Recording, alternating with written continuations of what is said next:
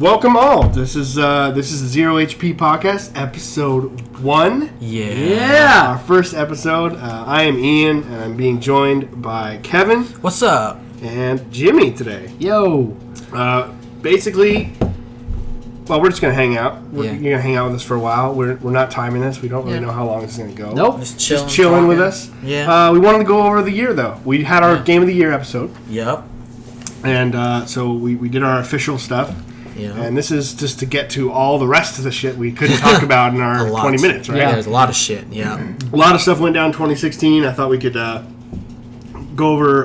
Jimmy, I want to hear about some of your favorite games of the year. Sure. You can pick your 3 like we did. I want to go over, honorable mentions, maybe games you didn't play, kind of overall tone from all the different, players like Microsoft and Sony and all that stuff. Yeah. Just kind of go over the year and then look ahead a little bit into 2017 to kind of kick off a year. And if you guys like this, and I'm going to try to load this up to like iTunes and Soundcloud and stuff like that, and I will put a YouTube video version with some like trailers or whatever playing.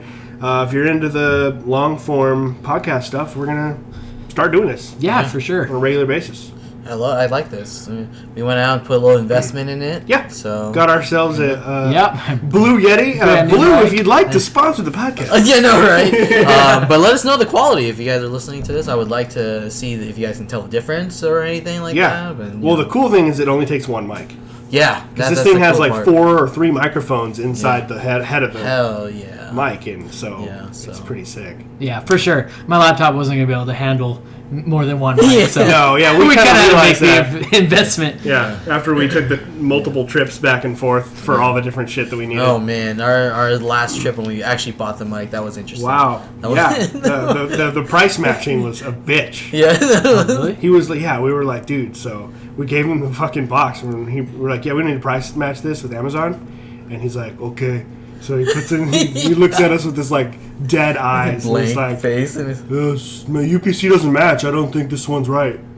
God. I'm like, dude, there's only one Yeti. Yeah, there's not like a Yeti AB or like AR6. In the meantime, I'm like pulling up the ad on Amazon, and I'm like, I go to the part where it has the actual picture of the box, the exact same box. It's like the same box. Like, dude, I'm like, this is but if they're not the exact same model, maybe the color affects it. No, the color doesn't affect it. Nice. Sheesh. So yeah, we went through the odyssey of that. Yeah, that was interesting. We got the price match. Sweet. So but yeah, cool. we got it. That's pretty cool. That's pretty good. I like it. I really like this mic. It's really cool looking. Yeah, and it lets us do this. Yeah. So I'm pretty excited to see all the podcasts we'll be doing. I figured probably start every podcast off with this, depending on how often we do it. Yeah. What are we all playing right now? What are we gaming? What's going on our PCs and our Xboxes and our PlayStations? Well, I know for a fact that Jimmy and I last night we were playing Overwatch. Yep. And I've just been playing off and on Overwatch, playing a little Counter-Strike here and there, but Overwatch is pretty much my game right now, and just been watching shows and stuff like that. Did you know that I can see what you're doing on your PC from my Xbox? What? No. Yeah, you can because of the Xbox Live is on. Live is on PC. Yeah, it's more like Microsoft Live. It's more like Windows. Live. Yeah, Windows Live. 10? Because so tells you what I'm doing. When you're on Steam, it's connected. Oh wow. So it's like Hallowed Ghost playing Counter-Strike. Okay, so Overwatch. So you're telling me I shouldn't watch porn anymore on my PC? Dude, no. I love to know when you're watching porn so I can coordinate. I'm like, Kevin's on, I better get on too. It adds that extra layer. Yeah. So I always love to know when I'm watching porn, my butt is too. Yeah, like, that's why you sent me those texts after. And you're like, dude, how was it? I'm like, what are you talking about? Yeah. Dean would be proud, bust the Asians. But I did not know that. That's actually pretty cool. So does that connect? So that transfers to like, let's say Overwatch and the Blizzard Battle.net app. Yeah, it just says Overwatch. Oh wow. So like I believe that if you were playing Overwatch on Xbox, it would say playing Overwatch game mode map. All that stuff. It doesn't. It just says Overwatch. It'll say Total War Warhammer. Oh wow, cool. Whatever. Yeah. So I could send you messages through Xbox and it would come up on your Windows. I'm surprised you haven't. And you'd be like, why are you playing Overwatch and not Witcher 3 or something like that? I'm not gonna. I'm not. That's a slowly dying crusade. Yeah. Which I have to say for like the connectivity between the PC and Xbox like that is really awesome because PC has always been separate from consoles. It has been. Yeah. And Microsoft is trying to slowly Microsoft owns the two. They do, exactly. So they're getting that away and make it trying more to like connective community. Yeah, and the games, I mean, you're getting 2 games for the price of 1. Yeah, like Gears 4. Halo Wars 2. Yeah. Which makes so much sense. Wow, okay. You can go buy Halo Wars 2 on the Windows Store. Yeah. So that's the only thing is, the only way to make it work is you got to buy it through the Windows Store. You can't get it through Steam or whatever. But you buy Halo Wars 2 on the Windows Store. Yeah. And you can play it on there. And then, like, if you're living with a family member or whatever, you're living with whoever, and they need a computer or something, you can just go on your Xbox and pick it right up where you left. Yeah. Cool. That's really cool. It's really awesome. Yeah. One thing I had to complain about it was, and maybe I should have done my research, but I went out and bought Gears 4 when it came out, expecting to be able to do the cross-platform play, so finish playing on Xbox, continue on PC. Yeah. Did not work that way. You had to buy it, a PC copy, and then you got the in-between the 2. You have to buy it digitally. Maybe that's what it was. If you buy the physical copy of an Xbox One game, you won't get the. Yeah, so you have to do the digital, which is still annoying. Like, but I mean, if you're gonna buy, I think that's just forward thinking. Microsoft. I mean, every piece of information shows digital is getting more and more popular every single year. So they're just like, fuck it. And like we were saying, we were at GameStop earlier today, and we were talking about how physical sales are going down, and that.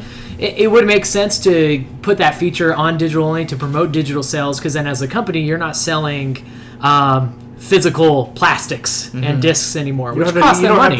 Well, it costs them, not only does manufacturing that cost them money, then you send it to GameStop or Walmart, and you pay Walmart a cut. Yeah, you pay you're cutting out the middleman. The overhead. I mean, and the Walmart, labor, it's ridiculous. You're paying all of this. By the time you get your money back from a physical copy, you make a lot less money. Yeah, for sure. That makes sense. All you have to do is pay Microsoft on Xbox Live, and all they're doing is paying for the service to run it. Yeah, I can see it. I've always been a huge advocate of digital stuff, just because I'm huge into Steam, buying digital copies. I mean, I used to be like physical stuff. I want this, and I want this, hold it in my hand. But just to have in my Steam library over 200 games available to me at any time on any PC, I can go to a different PC and just log in and be like, oh yeah, my library's right there. I can just download it immediately. So I've always been really into that, and it just saves. I mean, honestly, it also saves the environment. No plastics. Saves your room. Yeah, saves rooms, all that stuff. So no plastics being made for these cases and CDs and all that stuff. So so it's better for the developer and the publisher and the creator and all of that. Yeah, it totally is, and I'm still kind of stuck in my old ways. I really like physical items. Oh, I still buy collector's editions. Yeah, exactly. I will still. I mean, that's different. If I wanted to collect or something really cool, like a merchandise, like one of your favorite franchises. Yeah, exactly. Then I would go out and buy it. But like I was telling these guys earlier, I went to GameStop today to pre-order Resident Evil 7 on PC, which I should have known already. Anytime you're going to GameStop to try to order anything PC, that they look at you like, who the fuck? Yeah, this store's not for you. Get out of here, you fucking geek. What are you thinking? Yeah, you fucking nerd. PC. Shit, man. But yeah, they only had digital keys for pre-order, so it was you might as well just get it cheaper then and online. I won't say who, but it's like $30 off on a different website from GameStop. A couple of different websites. So I'll be going there. Yeah. So. But go back. That's what I've been playing recently. Just Overwatch. Yeah. I know Jimmy's been playing a few other games too. Currently, right now, what I'm playing is so I was playing a lot of Final Fantasy 15. Yeah. And I love the game and it's fun. Yeah. I think most of the previous, excluding anything after 10, is not good. But anything prior to 10 I love, and so I've been playing a lot of Final Fantasy 15, and recently a couple of weeks ago stopped because the sound effects of Final Fantasy, they're all still there. So even whenever you're moving your cursor through the menu screens, the little sounds of stuff is still there, and all it did was remind me of one of my favorite games of all time, Final Fantasy 10. And so I got about halfway through 15 and then it was like, fuck, I need to play Final Fantasy X. So I am now with 75% Final Fantasy X, trying to 100% it. Oh my god! So I am playing a very old game. What is that on?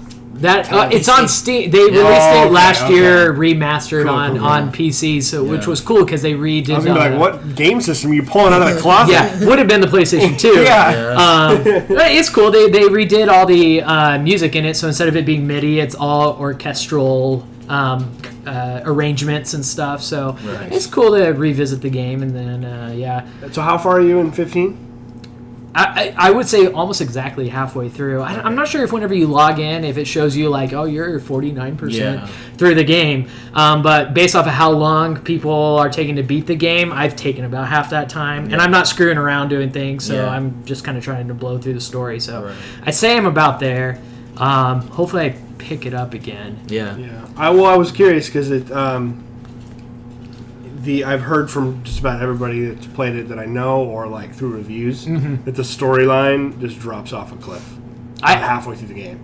And they're like, what the hell happened to the story? I've heard the same thing. So I haven't hit that point. Haven't hit that yet. Or they're I'm going to oblivious release to it. patches and stuff to fix the story. That was so dumb. So I remember right before the game came out, Square came out with a statement saying that there will be a day one patch that's X large, and basically exactly word for what they said was, this patch is so that the story makes more sense. Yeah, that's right. I remember that. Oh, that's what I remember it because people were saying how remember that Kingsglaive movie. They're like, if you watch it, the story makes sense. I'm like, what are you doing? Yeah, but why do we have to watch a movie to make sense of it? That doesn't make the movie should add to it, not... No, the movie, you should watch the movie, and even then doesn't explain a lot. And then there's an anime that's prior to the game that you should watch, and then they're like, if you watch all this game suddenly makes sense to you. Right. But regardless of that, the gameplay and stuff was a lot of fun. The gameplay itself is pretty... Actually, I've seen Jimmy play it. It's actually really cool and interesting. It is really cool, but that being said, like, the whole time I just wanted to go back to Final Fantasy X, and then I ended up doing that. But maybe strategically that was smart by their move, because it made me fucking go and buy Final Fantasy X again. So I gave them even more money. Yeah, true. True. But yeah, that's what I'm doing. And then last night we were playing Overwatch for hours. A bunch of Overwatch. Yeah. What are you playing right now, man? So Alyssa and I are playing through Mass Effect again. Heck yeah. We're on the second one. Heck yeah. I can talk to Jimmy about Mass Effect now. Yeah, that's right. We're almost done with the second one. Probably like another 5 to 10 hours or so-ish, something like that. Yeah. Just playing it before Andromeda comes out. Not that you necessarily have to. Yeah. It's not like a direct link or whatnot, but just... I'm sure there's going to be a bunch of like little things in there that they're going to, fan servicey and references. So it's like it's been several years, so we play that, and that's good. And then on my own, I've been playing a lot of Elder Scrolls Online. Nice, still playing that? Yeah, I'm still playing that. I pay for it monthly. So you do really? Oh, so you got the membership. I've been up for a while. Oh wow, okay, cool. I played enough. I was like, all right, I want this game to keep going. That is cool. I really, really like it. What are the benefits of paying for it? You get all of the DLC automatically, no additional charge. You earn extra experience. Don't you get in-game gold or something? You're given like their in-game purchase thing, like 2,000 a month of their crowns. Yeah. So you can go to their store and like buy like skins and stuff. And they have some cool stuff. You can buy like additional experience stuff. And, fun little. You can like re-roll your character, just things like that. It just lets you. Yeah. But I don't really use it all that often, but. I have all the DLC. I haven't even played any of the DLC. I've played the game for like 75 hours. That's awesome. So I really enjoy that. I've been messing around with Mad Max.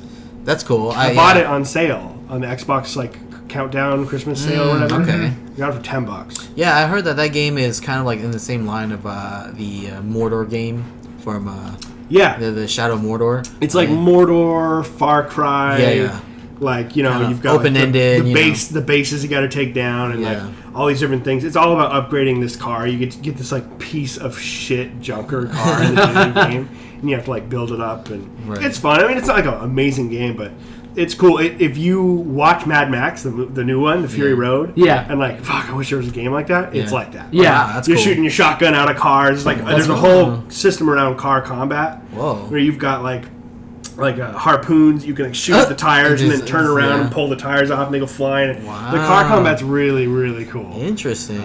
The controls are kind of overlooked, you think? Because I heard it's pretty overlooked. Decent. I heard it was pretty decent. I think it was completely overlooked mainstream wise, but like I don't know about the YouTube channels that I follow and stuff. Yeah, they were all everybody fucking loves that game. Yeah. But it's not talked about hardly ever, and then it's on sale for crazy cheap. Well, I mean, I wouldn't call it. It's one of those games like there aren't a lot of those games anymore that are they're AAA. But they're not Game of the Year material. Like they're, it's not like playing. It's hard for me to describe. It's like this is good. This is a good game, but like it's not going to sell millions of copies. It's you know what I mean. It came out around like people weren't really sure. Like, is it based with the movie? Or no, it's not. It just they just had a few things running against it. It's not like Mad Max is some popular name, really. No, exactly. And plus, you're a film buff. It is a game associated with a movie, and I think that there and it has also nothing turns people to do away. with that movie. Yeah, that's true. Huh? That does make sense because, like, video game movies and video games. So it's just a few factors that just kind of work together to just discount it a little bit. Yeah. So it got looked over, which is too bad. I need to play it. The only reason I haven't picked it up is because, and this is just a stupid personal issue I have with video games, is I hate desert levels. Oh yeah, because I hate desert themes. I totally agree with you because we live in the desert. I don't want to be maybe something like that. But when I'm in a game, it's just so boring. Like. What is it? Act 2 of Diablo 3 when you're in the desert. God, that was the I am just worst. depressed when I enter desert levels. No, I get that. Do you ever play God of War? Yeah. You remember that whole into the desert? Exactly. I hated that shit too. Yeah. I just desert levels. I've just never enjoyed since Super Mario 3 with the sun. Up in the corner that tries to attack you. It bores me. I don't. I'm not a fan of them. That's a good point actually. And the crazy thing about that is it's actually kind of the strength because. When you're driving around, it's a desert, but it's not like any desert that really even exists. It's like Death Valley. I mean, it's to the point where there's nothing there. It's so desolate and it's almost kind of oppressive on purpose. They did a really good job of making it. They embraced that. It's almost like everyone hates desert levels, so let's make a desert level. Really sucks. The motivation is to escape. Get out of this horrible place. That makes sense. So it's almost like they understood that, and that's cool. They took it. But the gameplay's enough to. I'm shooting enjoying more boys and cars. Just enjoying the ride, quote unquote. Yeah, I'm not. I don't even know. I don't even know if I'll finish it. I just there's so many games. And we'll talk about some of the games that are coming up and stuff, but it's just something that I pop on for an hour or two every now and then, enjoy it, just mess around with the system for a while, and it's cool. Yeah, you just need that mindless game every now and then. Yeah, it's fun. Exactly. ESO too. So ESO and Mad Max for me. Yeah. Cool. So let's go get started into the kind of the proper topics here. Yeah. Jimmy, I want to start since anyone who is watching this or listening to this. Or watching on YouTube. If you haven't, go check out our Game of the Year video before we jump into this. You can pause it here and go look at that. That gives Kevin and I's top 3 games of 2016. And Jimmy, I would like your top 3 games of 2016. It sounds like a lot of them overlap with ours. Yeah, I remember we were talking about this, and we definitely all had very similar opinions to our favorite games of the year. Which is interesting because I feel like though we all agreed on the top 3 games, the games that we picked as our favorite really reflected onto our personality. I agree with that. I think that's going to happen every year. And that's why it's hard for us to choose a game of the year. That's why we decided to do what we decided to do. Give 6 awards out that equal, no rankings. Yeah, because though we can all agree on what the best games were, we almost never agree on what we thought was the best game. We all like our own thing.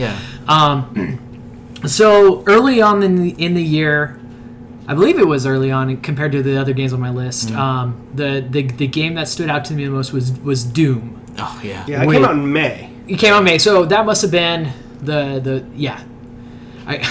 when I get to my other one, we'll discuss if that one came out before it. I just can't fucking remember. It did. Okay, okay, cool. So Doom, man, I was I fucking loved that game. I was blown away about how good it was. Yeah. For, not having any, previews or trailer, nothing. What was it, they didn't send out it had less than, nothing. It was actually, there was, negative. I mean, the original game got canceled. It was, a really messy development. There was no publicity for it. And it was the classic thing of, this game is going to suck is when you don't give review copies ahead of time. Yes. Yep. That was weird. All that. But IGN and all those guys got review copies on launch day. Oh, yeah. And the beta for the multiplayer was very, very bad. Yeah, I did not like it. Well, they didn't come out. They didn't come out and say, "Oh, by the way, our multiplayer is not made by the same development team." Yeah, exactly. Again. Oh, really? I don't know why that's a trend with studios now. They just don't have, I guess, not resources. Time, assets. I mean, money. You realize when you play the Doom campaign, which is really fucking long. Yeah. You're like, oh, I can see why they didn't have time to make multiplayer. This thing is huge. But I mean, that's also happened. Remember when the Colonial Marines that also happened? They expedited their freaking multiplayer out to like some studio in South Korea. Was like, oh yeah, and we're playing, and we're like, this is garbage. Yeah. I'm like, what is this? Well, the game was garbage. The game, but or taking a good game and ruining it. Batman. Yes, that for one the PC port was yeah. What is up with that? That's so weird. So very weird. So bad. But to your point, Doom blew me away. I didn't have it on my radar at all, but then I watched Ian and yourself. Did. Yeah, but I watched you guys two play it, and then you guys just changed my mind. I'm like, this game looks really cool. I'm like... and I had it on my radar because I've always been a Doom fan. Yeah. I had it on Super Nintendo as a kid, and then Doom 3 was the first like scary video game that actually I was like in junior high when that came out. That game did actually scare me. Yeah. So I've always been a fan. So I was looking forward to this game, and then as we got closer and closer to launch, the less and less I was excited about the game. Yeah. Mm-hmm. But no, game came out and exceeded all my expectations. Yeah. It was fucking metal. Yeah. The music was so good. It was so good. God. It was so rad. And what's the guy's name? Mick something. Mick Gordon. Mick Gordon is the name of the guy who wrote that. Oh, didn't he do like a concert? He played at the Game Awards. Yeah, that's right. That's right. Jeff Game Awards. Yeah, he did. Yeah, that's right. Oh man, that gent. Gent. It was so the soundtrack was awesome. It made the action of the game just really pop out. And it really what appealed to me of this game was the few years prior. So the past 3-ish years, I've been playing a lot of huge open world games like The Witcher, and these games have so much into them, and you can do whatever you want. Yeah. And then I played Doom, and it was back to just when I was younger, and these simple games. Very you get linear. from point A to point B, very and linear. Everything between point A and point B is fucking awesome. Yeah. And I loved just playing a game that like. I didn't have to follow. You don't have to follow anything in that game. There's not a whole lot of story. You pretty much got it from the beginning to the end. Kind of what's going on. There's some surprises here and there. Yeah. But the silent protagonist of Doom Guy, and what I really like about him is he does something really cool. The developers, instead of developing a character around dialogue and backstory, this guy's character is developed just by his actions. Visual cues. Just visual cues. Just by the way he punches open a door, you know, like, shit's fucked up with this guy. And he's sick of whatever. That's cool. And, like, that is actually they tell the story through just his actions. Yeah. And then, like I said, it's just a shooter. You're shooting demons. Like, that shit's just cool by default. Yeah, no, right? Like, there was nothing like, it just makes you, how badass it makes you feel. You go up to, like, a fuel cell, and he's like, there's a guy, like, the head of the base is trying to tell you to not do it. And he's like, all of our work will go away. And like before he even finishes the sentence, the Doomer's like, he just pulls the thing out and throws it. He's like, I don't give a fuck about what you're telling me right now. And like you're like, yeah, fuck you. And you're behind the controller like, let's do this. Man. Yeah. And then my last point for Doom was it was such a fresh, new. Well, I wouldn't say it was new, but it was this. A good change for the first-person shooter genre. Old is new again, exactly. Yeah. Very smooth and fast gameplay. This wasn't just a standard run into a room and shoot a bunch of demons. I mean, this shit was like parkour. Yeah, there was jumping around, but it was executed real well. It was smooth. Everything's felt natural. Jumping. They put those little green lights everywhere that looked naturally in the environment. Telling you where to go. Yeah, so they were cues to let you know that you can get up onto this platform. Good design. But they look like just normal lights for the space station you were on. Right. Just everything about that game I thought was executed very well. But even when the game came out, multiplayer still sucked. Even from the beta. I never played the multiplayer at all. No, there's no reason to. Don't even bother. The campaign's good enough. Yeah. It could have released with that and that only. The Snap Map is cool. create custom maps. That was cool. That stuff's not for me, but that shit's cool. People remade. I mean, I don't want to build them, but it's like Little Big Planet with Doom. Yeah. You can go in there and play people. Like, people remade the entire first game. Oh, yeah. Oh, wow. That's cool. Can just play. Yeah, that shit is awesome. Like, I like other people doing the work. Yeah. And then I can go in and play it. It was the same thing with Super Mario Maker. Like, I got it and was so excited to make levels, and then 10 minutes into making levels, I was like, I don't know what the fuck. Game design is hard. You're like, I'm not very creative. What are the top levels? I'll just play those and have a good time. Yep. Yeah. I totally get so, that. it's just such a huge surprise. Like, I think it's part of the reason it was so popular because everyone was like, wow, this is actually not a trash heap.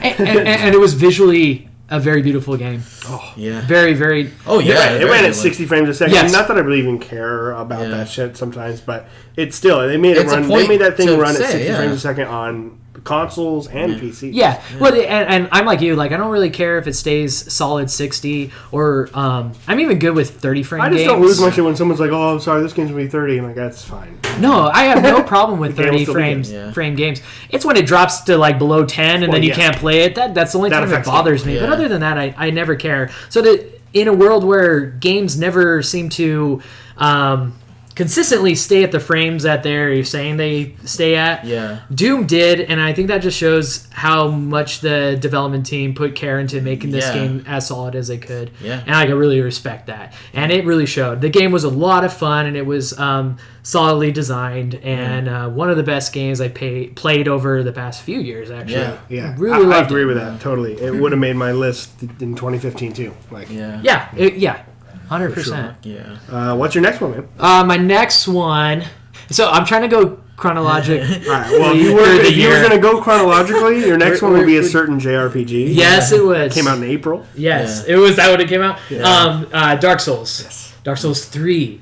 I don't have a whole lot to say because, honestly, they did not change anything. Yeah. Basically, this was a Dark Souls 2 DLC pack that was the size of a full game. Nothing new, nothing different. Yeah.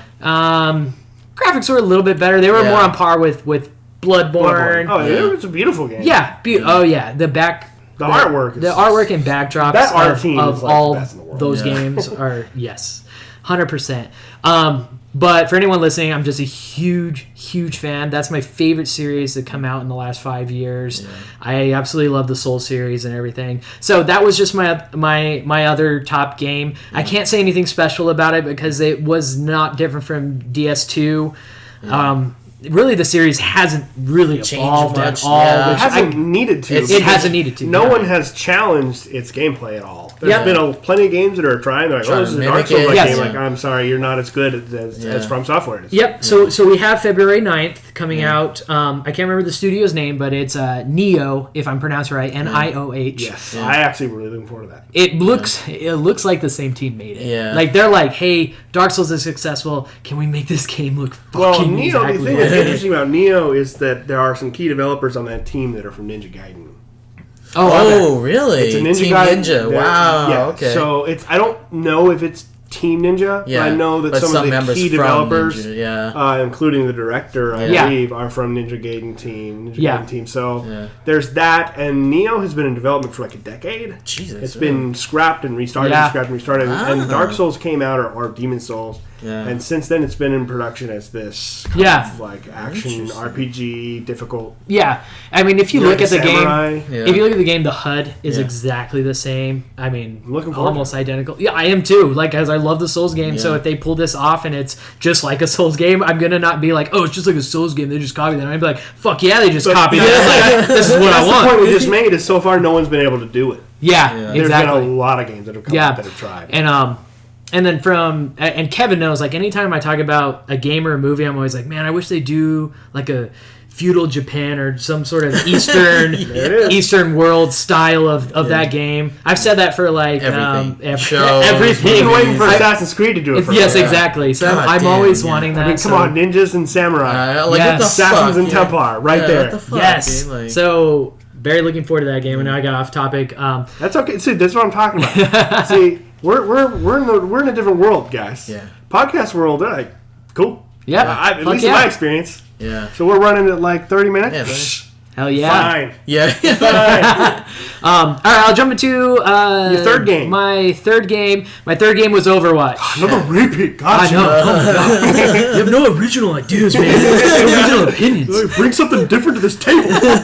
My honorable mention was Pokemon. Just throw it out there. That's one of Kevin's picks. Oh, fuck. Oh, man. Overwatch, though, it's a game that when it came out, I fucking love playing. It's a game you play with your friends. First-person shooter, competitive. I love those games. Have not a whole lot. Everybody's heard everything about Overwatch. And it won Game of the Year from like every major publication. Yeah, and if you guys want to hear more, go back and check the ZeroHP video for the 2016 games. Yeah. But it's on my list because every game we've talked about so far, or that I've talked about, I'm not going to go back and play them. I'm not the type of person that really likes to go back and play games. I know I just said at the beginning go back and play again, or like to go back and play again, or something you missed. No, just something to go back, something I've already played, and then go back and play again. I did say I'm playing Final Fantasy X again, but like that was there's a rarity. It's been like 10 years since I've really played it. I won't do that very often either. The only thing I'm going to do is Witcher. Yeah, with all the deals. Exactly. So Overwatch is a game that I will consistently always be playing. There may be months in between, but I'll always be playing Overwatch until the next best that style Overwatch of 2? multiplayer game. Exactly, until Overwatch 2. Yeah. So that one, I loved everything about that game. I could talk about it forever, but I think everybody's very familiar with that game. Hell yeah, man! It's just so much fun. It just like tailors to everything that I want in a game, in a competitive game. Like it requires teamwork, it requires coordination. Yep. Requires a lot of skill. You know, it's easy it access. It also allows you don't have to be a badass killer. Exactly. No. It gives you like easy access to learn the game, but it's a high skill ceiling. Like there's a lot of things you can do that isn't in the beginning of the first 10 minutes. Exactly. That game, to Ian's point, it really tailored to everybody's skill level and skill play style. Yeah. To where if you are like very competitive and very, very accurate and good, you're gonna play your DPS shooter character. Yeah. But if you're not, you can jump on Lucio or Mercy and just support and do heals and be extremely vital and still to the team. To the team, yeah, exactly. And you don't have to be this fucking MLG player to Make be as important as that MLG player you're playing with. Or even to enjoy, because I feel like for Overwatch, every character matches whatever play style that a certain person wants to play. Like there's, like you said, DPS, damage dealers. There's people that will like to tank and put shields up for people or something like that. Every role that you can imagine, and whatever role you feel comfortable in, there's a character for you. And if you try to use Mercy in combat all the time, it's not going to really work. Oh, exactly. Yeah, exactly. So unlike medics in Battlefield, well, you're just riflemen, so then no one heals. Yeah, exactly. Yeah, exactly. So I mean that's why I think we enjoy Overwatch so much. I promise I'll buy it. Yeah, you have to, man. I know how good it is. Like, it is fun. So those were my top three. Not necessarily in any order, but those were my three favorite games I played last year. Nice. Yeah, I've been all about dropping the rankings. Yeah, I've been a fan of that. Yeah, because it's like even if you feel like one game is better than the other, like. Usually they're so different that it's exactly. It's just so hard. How do you put Mario Maker against Witcher 3? Yeah, they're just those are not even in the same world. There's just such a wide variety of genres, and then it's just some games like you just feel like they're just in a whole different world of a game. So just pick the ones you like the most and just throw them all in there. So that's what we're going to do from now on. So I think that's a good choice. December or January of 2018 will be our next. I gotta go find another good song for collage. Yeah, man. Those are my favorite. Those are good. Yeah, those videos are great. If you guys haven't, so fun. It's YouTube/ZeroHP channel. Check it out. We're great. Is it ZeroHP channel or crew? Shit. I think it's crew. It's crew. YouTube. I think it's crew. Yeah. So check it. ZeroHP crew at YouTube. We started with a crew. Yeah. Crew. Yeah, we started with a. Yeah, right. That's right. We did start with a crew. A fucking war movie where everyone dies. We're the last ones in the trenches, basically. We're in our foxhole now, Kevin. But I mean, I would recommend you guys check it out. Subscribe. This is gonna probably be on YouTube as well. So I'll. If you're already on here, just subscribe. I'll take the audio and I'll just throw when you talk about Dark Souls, I'll throw some Dark Souls trailers up or whatever. We'll throw this on all the media platforms. I don't know how to do it. I don't know how to upload to iTunes, but I'm gonna do it. Do it. Because then I can subscribe to myself on my phone. Yeah. Which is really cool. So I'll do that. I'll put those up. Sweet. SoundCloud, I guess we could do. Yeah, SoundCloud for sure. There's another one out there. I'll look them up and get them all set up. I know Mason's really into the podcast, so he'll give us all the venues for that. So we'll have one subscribe download a week. It'll be Mason. It'll be Mason. Our one YouTube video view is Tim. And then like in the middle of listening to our podcast, I would walk over to his desk and ask him a question. I'm like, hey Mason, can I borrow some Clorox wipes? Shit. But the manager came touch my desk. Yeah. So cool. So we got through Jimmy's pick, and I wanted to do your picks first because basically we're going to do what we just did. I just want to go through the year. Yeah. Looking back, some other games, maybe the honorable mentions. I want to maybe look at if there's something we want to go back and play, or something we purposely were like, nah, I'm good. Yeah. And then we'll kind of wrap that up with looking at some sales figures and stuff like that for the end of the year. Yeah. So honorable mention. So like if you could throw a fourth game in there and a fifth game in there, all right. What are you guys looking at? If you guys don't mind, I would like to go Dude, first. Start it, bro. All right, man. The only other game that I played this year that I really enjoyed was Battlefield 1. Battlefield 1 I put a lot of time into, and I actually really thoroughly enjoyed that a lot because of the craziness that ensued when we all partied up together. Oh yeah, and just like the screaming and the cursing and the constant dying. Hey, I did figure out we're such military posers. there was a latency issue between my console and my TV, so I did change that, so I'm not as bad. I'm still sort of bad. I think you just played more and got better. Probably the more No. Mason can vouch. He was there when as soon as I switched it, he was like, "Whoa, dude, you got 23 kills." I was like, "Dude, that's more kills than I got in this whole last 2 months." But I enjoyed it a lot. I had fun. I think it was a great installment in the series because of the World War I. World War I is such a cool. It's great. I thought that this coming into it, I'm like, oh man, we'll see. It's a high gamble for them to do that. Dice for them to do that. But I think it worked. I think it really worked really well. I think there's gonna be more coming out for that same time period, and it did really well. I mean, yes, they added things that aren't historically accurate. Well, you have to. But yeah, exactly. You have to balance the game out because no one everyone's running around with bolt action. It's like the slowest game ever. But yeah, I enjoyed it a lot. We had a lot of fun with it. And, but you're strictly speaking Battlefield 1 multiplayer.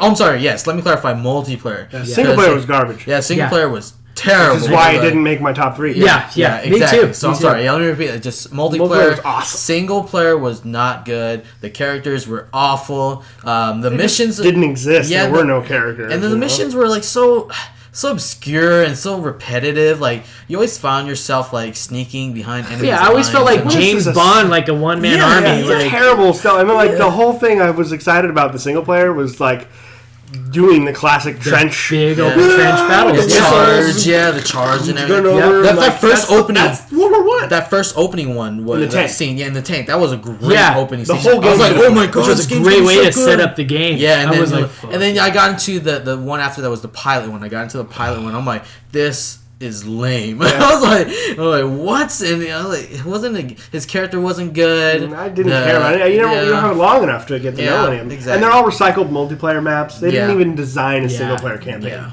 They placed them on their multiplayer maps. Yeah. So I mean that would be my pick. That multiplayer. If Overwatch hadn't come out this year, would have been best multiplayer. Yeah, yes, for sure. I would probably agree with that. So it's right there. And I love that. And we're all like these. I was saying earlier, we're like military posers. No, we're fired from the left flank. Oh yeah, taking cover. That's fucking awesome, man. Yeah. Parker, get it! So that was awesome. I love Battlefield. Yeah. What are some? What's an honorable mention? What's another one? XCOM 2. Oh fuck yeah! I need to play that. XCOM 2 is XCOM 2 should be in people's top 3. Yeah. It's just there's so came out in like late January. Too. Yeah, it did. So everyone always forgets games that come out in January. Yeah, it's rough. XCOM 2 is just a great turn-based strategic. Are they RPGs? I don't know. Yeah, I mean, technically it is because you're putting stuff into skill trees. You got the leveling system. I would go strategy. It's strategy first. It's strategy, yeah. Strategy first. Strategy isometric RPG. Strategy yeah, RPG. some RPG elements. Turn-based strategy RPG. Whatever. But that game is a lot of fun. I love the different alien types. The game's really pretty. When it did launch, it had very, very bad frame rate issues on the PC, which ended up getting patched. Yeah. It's a great fun game. The only thing that's frustrating about it is when you are standing 2 inches with your gun and 98% in front of its face. Yeah, you got 99.99%, and then you pull the trigger and it shoots off 30 degrees to the left, dude, and you miss them, and you're like, RNG Jesus wasn't with you, man. Yeah. RNG Jesus wasn't with you. It's like one of the Destiny games came in there and decided to give their version of RNG in there. That was. Are the 3 of us ever going to get together and do one of these and not bring Destiny up? Oh, dude, I know. That's like I think the reason why is because we started up this channel around the time that Destiny came out. That's actually true. Our first video was about Destiny. Yeah, our first vlog. They were in front of my fish tank. Yeah, that's right. And innocent little children. Yeah, back then. And then our unboxing of when remember it was drenching like raining, so we were drenching wet, and then we were like doing this like video, like this is like hand camera like view of our little unboxing. It looked like a lost film, like the predecessor to a horror movie. The ZeroHP crew gets lost in the woods. Yeah, wait for some shitty like CG ghost to kill us. Chris kept zooming in. Zooming into like our beards and stuff. I was like, "What are you doing, Chris?" Those old videos are still on the YouTube channel, by the way. I know. So if you guys want to go back and laugh at us, just make fun of us and leave before and after, leave really nasty comments. Yeah, but man, fucking noobs. Yeah. But what would be an honorable pick for you? Ian? Inside for sure. Oh yeah! Oh, how could I forget that? Yeah. Good. Oh, so Inside's on my list of games that I didn't play last year that I am going to. And dude, it's non-committal, man. It's like 2.5 hours. Oh yeah, I've actually watched a full playthrough of the game for one of my favorite YouTubers, so I know how the game is, but I gotta freaking actually play it myself. God, man, I was having a rough time picking between Total War and Inside. Yeah. Like those are the it took me. I didn't decide until I was like creating the video. Yeah. I was like, all right, I got to write the script for this. I guess I'll go with Total War. Like I didn't know, so it was basically a toss up. Inside was amazing. Yep. Yeah, that's awesome. Probably one of the most atmospheric games I've ever played. Like there's Inside and there's the original Dead Space. Yeah. That immediately popped in my head of like creating a feeling that you can like conjure up in your mind without even playing the game after you're done. Yeah.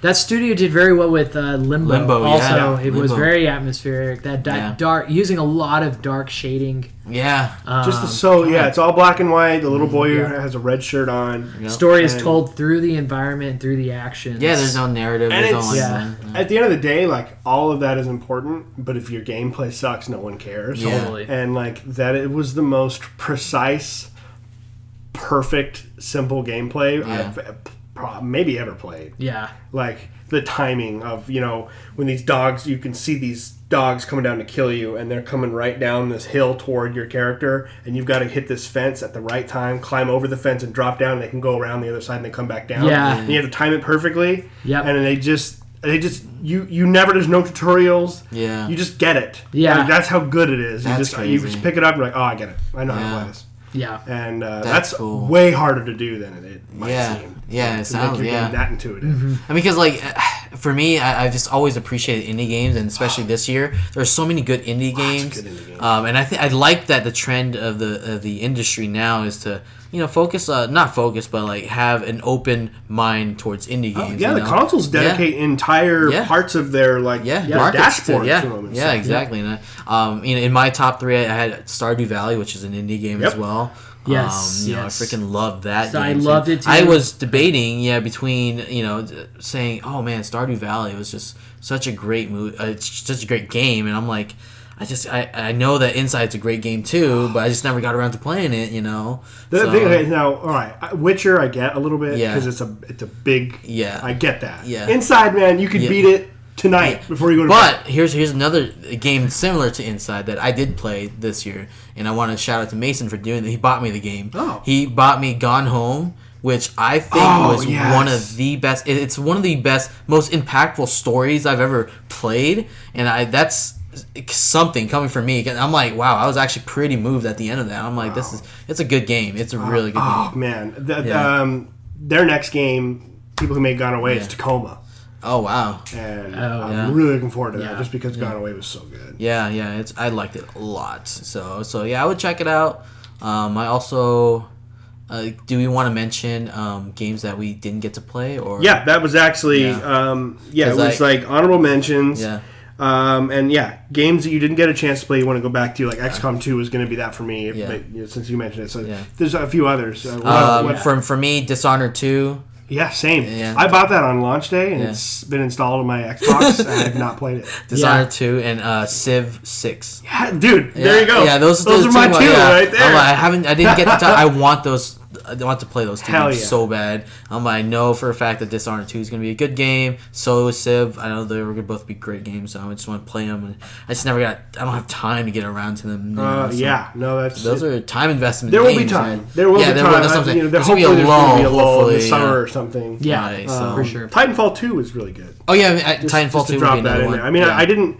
Like, the reviews were like, this is the best single-player shooter. I was like, whoa. It's cool to suck her down a little bit. Call of Duty, Infinite Warfare. I wanted to play the story. I heard the story was really good. It was good. I got like halfway through the story. Yeah. And it was more interesting than any other Call of Duty I've played in a long time. But I haven't played a lot of them either. Yeah. I gave up on it a while back, but... Yeah.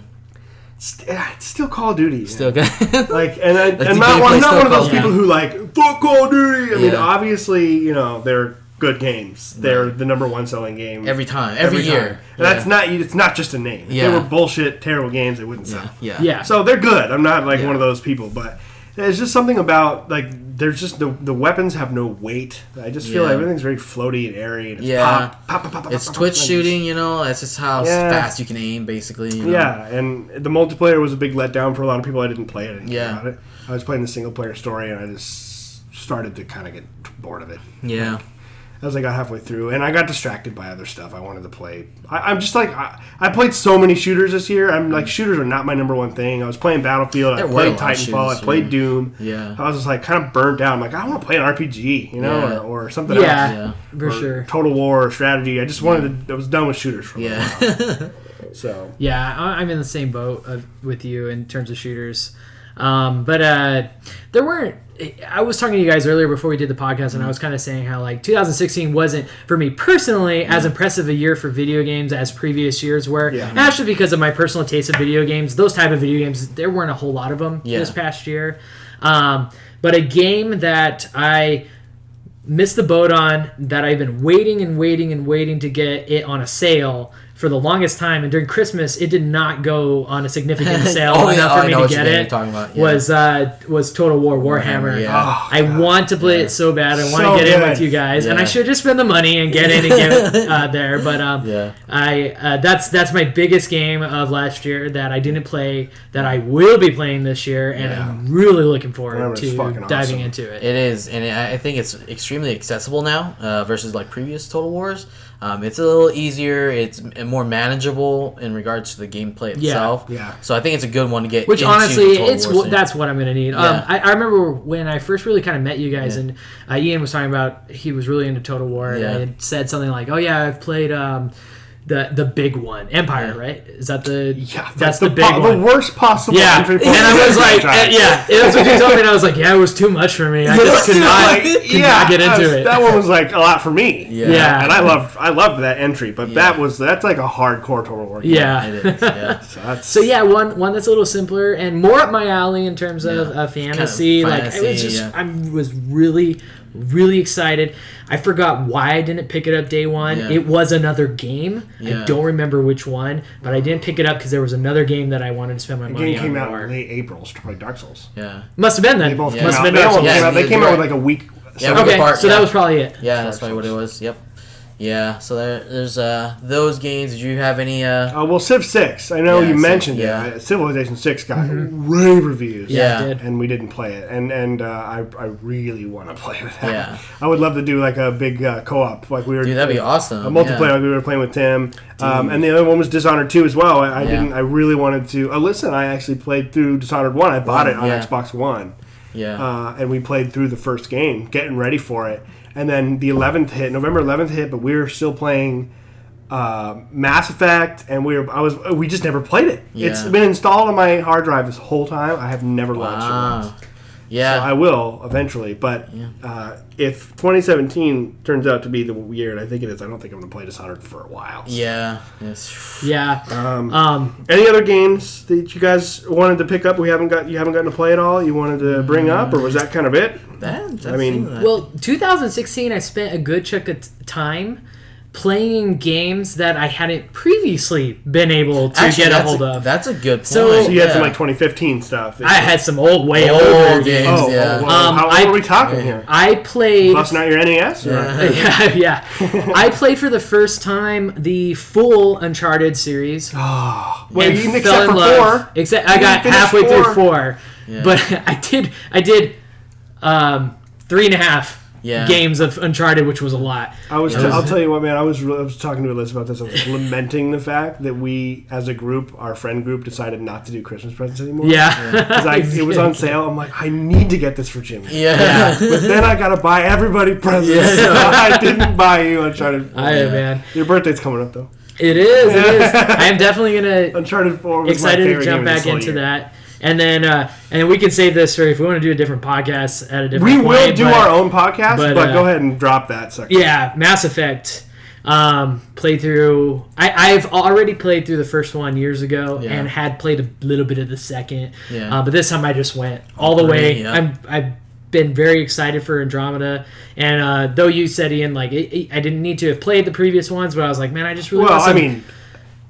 you don't need to play for continuity's sake, but if you were like, I'm going to play Andromeda, never having played any of them, be like, I wouldn't do that. I really just wanted... have not said don't. I wanted context of that world and everything about it, even though I know this is not that story per se. Right. But, yeah. So I played some old titles. Yeah, I played one old title that I never... I mean, I played before and I beat it, but... this time around, I beat it with all the DLC, and that was Dragon Age Origins. And I was like, you know what? Just one day, I just felt like playing. I want to play Dragon Age, or actually, I wanted to play all 3 Dragon Age because I bought Inquisition on a really cheap sale. So I was like, I'm gonna start from the beginning and have that one save file, throughout the whole thing. So I played Dragon Age Origins with all the DLC because I bought that on sale, and I was blown away. I'm like, how did I not play this with DLC Origins before? DLC was, dude, yeah. Fuck EA, man. Yeah, I know. Like, I love that their DLC is good, but they become so vital. Yeah, I'm like, they're so important. I feel so bad every time you bring up the fact you played Mass Effect because I feel like I'm a rainy parade. Yeah. I'm like, but you guys, I didn't play Citadel. You didn't have Javik. The Shadow Broker, the stuff that they take out of that is like, I can't even imagine those games. I don't remember playing them without those. Yeah, games. Honestly, yeah. And same goes for Dragon Age. It's the continuous universe that you get, and there's like spots that are missing because the fucking DLC. Yeah, it's like going to take a piss in the middle of a movie. Exactly. So it's hard. I mean, that's why I played through it, and I was blown away of how good the DLC was. And I'm like, this is incredible. How did I not do this before? I'm like, shout out to Shale. She was awesome. Shale's I know. The best, man. But I spent a lot of time just going back to old games, playing it. I think I started up Sith. Knights of the Old Republic 2, the Sith Lords. Oh, so cool. I started that up a little bit.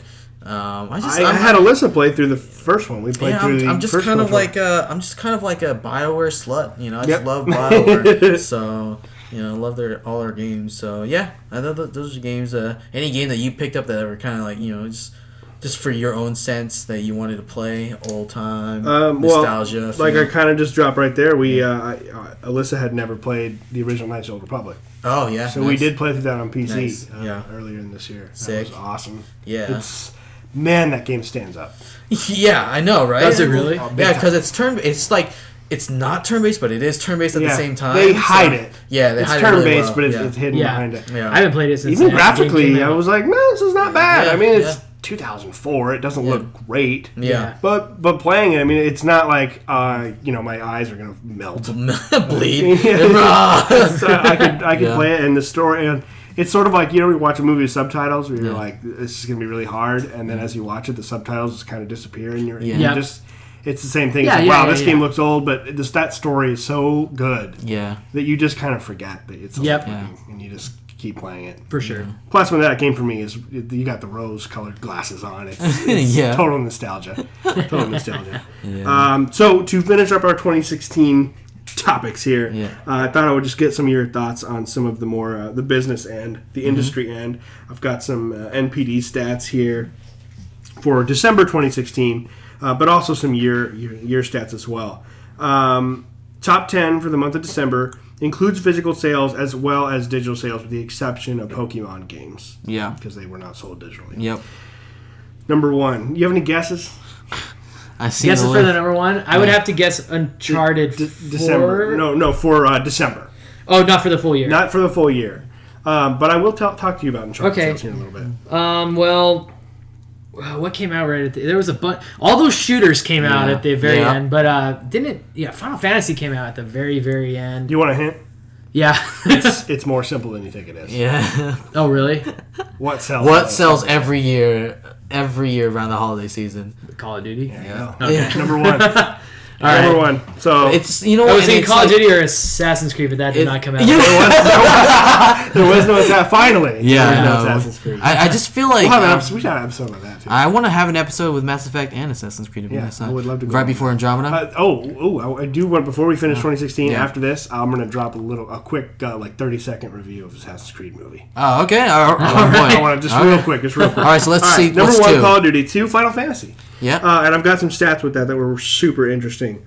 Final Fantasy 15 was a quote here. Final Fantasy 15 was the second best-selling title for December 2016 and was the top-selling title on the PS4. 15 experienced the best console launch month in the history of the franchise since sales have been tracked in 95, selling 19% more new physical units than Final Fantasy 13 in its launch month, and 54% more in total dollar revenue, including digital full game sales. So gas, man. That's actually crazy to me because Final Fantasy started losing a lot of their core fans at the end of there, and then they saw with Final Fantasy 15 coming out, a lot of the core fans said, okay, Final Fantasy will never be what we had loved, which was the turn-based strategy games, and lost a lot of fans from that. And especially the 13 installments. And that game is still very, very Japanese. It's still a JRPG. Yeah. And for it to have sold so well in America, I think it's awesome. And it's bigger in America. I'm pretty surprised by it. That's so cool. I think the reason why it was sold so well is the accessibility that it portrayed. The combat was actually like real time.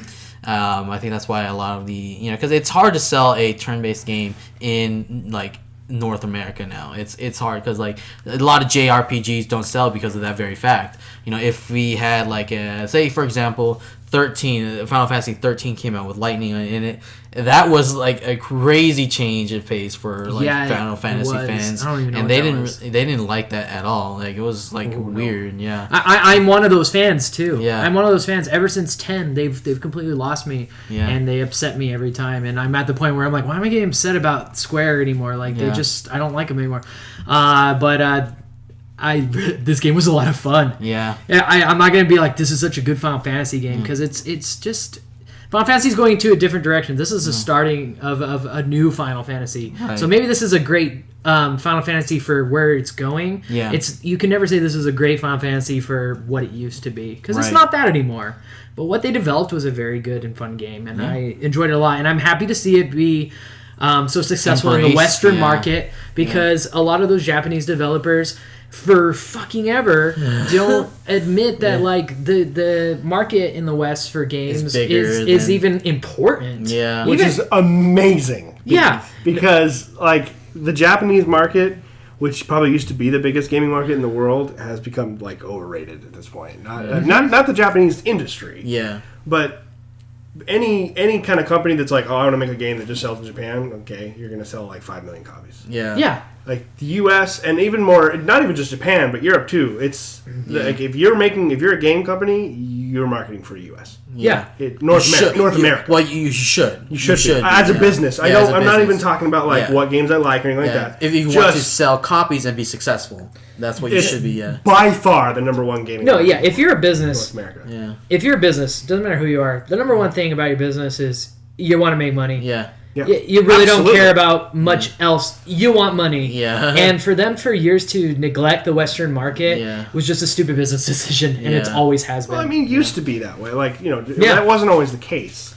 Yeah, games have grown so fast, man. Oh, yeah. So that, it's changing all the time, and it takes some companies longer to catch up to that. Mm-hmm. So I'm excited that Final Fantasy did so well here because I think that really opens Enix, the door a little bit. I think Square Enix is going to be like, fuck, man, we made a shit ton of money on this game.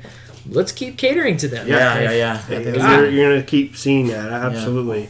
And I'll just read off the rest of the list. There's one stop I got to make on here that's fucking mind-blowing. Number 3, Battlefield 1, 4, Madden, 2, NBA, 6, Watch Dogs. All right, so we're going to take a little break here at 7. I know for a fact. Stats for you motherfuckers. All right. I can't see your tablet, so I don't know. I know. This dude's suspenseful right now. So, number 7 was Grand Theft Auto 5. Yeah. So, 2 stats. Grand Theft Auto 5 has been in the top 10 on MPD monthly ratings this entire year. Wow. Yeah. And if you include the 360 and the remaster, that game has sold 70 million copies and has made Rockstar over $1 billion. Yeah. That's, you know what? That's, what the fuck? I know. It's because it's one of the greatest games of our decade, of our lifetime. Ever. Yeah, ever. Like, it's just like, it's the definitive game because it is I think, almost the penultimate of the GTA series. Like, it's just everything they could come up with and they learned throughout the years of the GTA series, they just fixed it and put it in one thing. I'm like, this is a fucking fantastic game, and I've been guilty of this, like buying games multiple times, but GTA is actually one of the games that I have not bought multiple times since the 360 version, but I've always wanted to buy. Me too. I've been waiting, but the sales are like, $40. Yeah, even on Steam. Yeah, I know. I'm like, this is not a sale. Why would you? Why would you? You're selling. Yeah, you're selling. You're on the top 10 every month. Yeah. There's no reason for them from a business so aspect maybe like 20, that. 40. Yeah, I know. You can get it for $10. You know. So I am wildly, astronomically impressed that can happen. Yeah. I am not surprised that game's doing that though. Yeah, I know. But that is an impressive fucking feat. I mean, there are games like like Bloodborne sold, I think, like 7 or 8, and and PlayStation was like, Yeah. They were so happy, and obviously there's a lot of it's only on one console, so you can't look at it in the sense of matching numbers. Yeah, but in fact, you have games that hit 5 million, and they're like, woo! Well, I mean, take Bloodborne on one system and times it by Xbox, PC. Even if it was on the Wii, it wouldn't even get close. Dark Souls probably sells between 10 and 12. I need to look that up. That's totally out of my ass. But I'm saying like that, and that's impressive. Yeah, if you're selling, it's so impressive. I mean, Star Wars Battlefront sold 15 million copies. Yeah, destroyed everything in 2015. Yeah, and GTA has sold 70. And how old is this game? 2 or 3 2013. years? Yeah, so it's 4 years old. Are you? Yeah. I wonder what Skyrim is, especially after Switch. I know, right? I wonder what Skyrim sales will be when Skyrim's finally done being published. Dude, you think... Actually, I watched an interesting article. I won't go into it, but Rockstar was created because of a falling out with Nintendo. So I was about to say, what if they put that on the Switch? That's even more. But Rockstar has a big middle finger to Nintendo, which I think may last forever. Rockstar and apparently every other third party out there. Yeah. So we'll get to that. So had to stop and just marvel at the greatness of GTA and Rockstar. And Rockstar will come up later. Yeah. Pokemon Sun at 8. Yep. Pokemon Sun and Moon both made the top 10. Pokemon Sun at 8. FIFA at 9. and Pokemon Moon at 10. Interesting. So they were both in the top 10. Apparently people were like, fuck that, I want Sun. Yeah, what? That's interesting because all of our friends wanted Moon. Yeah, in our group we all wanted Moon. Again, guys, it's because we live in the fucking desert. Yeah, we don't want anything resembling that shit. We don't want anything resembling the sun. We hate it. And no, thank you. We hate it here. So yeah. But yeah, that's interesting to me. I'm not surprised, to be honest, with the Call of Duty pick. Yeah. And it's the reason why it's one of the most successful series of all time is because it can fucking move copies, basically, move copies of their game. So, but other than that, and I think it's a great pick. I'm surprised Battlefield is so far down past even Final Fantasy. 3. Yeah, I guess. I mean, because Battlefield came out in November, right? Yeah, it came out in November. Yeah. Final Fantasy came out late November. Yeah. Battlefield came out in early. So yeah. So I mean, Final Fantasy is a huge. Yeah, it has a huge and it's been out. Yeah. It's been in development for like a decade. Yeah. So I think it's another thing that pushes it. One thing I will bring up real quick too with that is the other game that was in development for Last Guardian. I was gonna. Oh yeah. Not even charting. Yeah. Because basically what I heard with that is that game was pretty, but it was super antiquated. Yeah. Like you could tell that it was development started a long time ago. Yeah. Just like the button maps were terrible. You couldn't change them. Yeah. Controls were really weird and wonky. And oh boy. the game got good critical reviews. Yeah. It sold shit. Yeah. Sold absolutely nothing. Like Sony's really good about releasing numbers. They're Yeah. like, we're not gonna. Yeah. We're not gonna bring And it let's up. just say it's less than $1 million. Yeah, probably. Yeah. And I'm a huge fan of the. Do they call that the Ico series? Series? Yeah. It's Shadows of the Colossus, Eco, and Are they different or I never played They're all those. within the same. They're all series. within the same world. Yeah. But I think they're like hundreds of years apart, maybe some I think shit you like can't, that. So are the game releases. Yeah, no joke. But so I was a huge fan of the other two, and I had almost no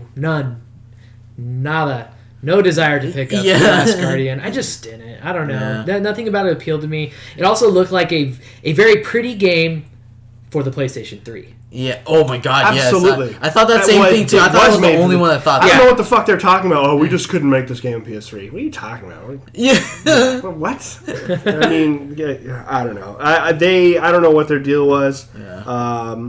I don't know if that studio is going to get closed. Sony will close studios down. I mean, they just closed down the studio that made Killzone, not Killzone, but Killzone Mercenary for Vita, and they made I can't remember the name of the company, but they shut it down. So they made Rigs for PSVR, which was a really good game but didn't sell. And shut them down. Sony is brutal. Which that's probably why they're so successful. That's business right there. That's the way it is. And just real quick as well, I was reading.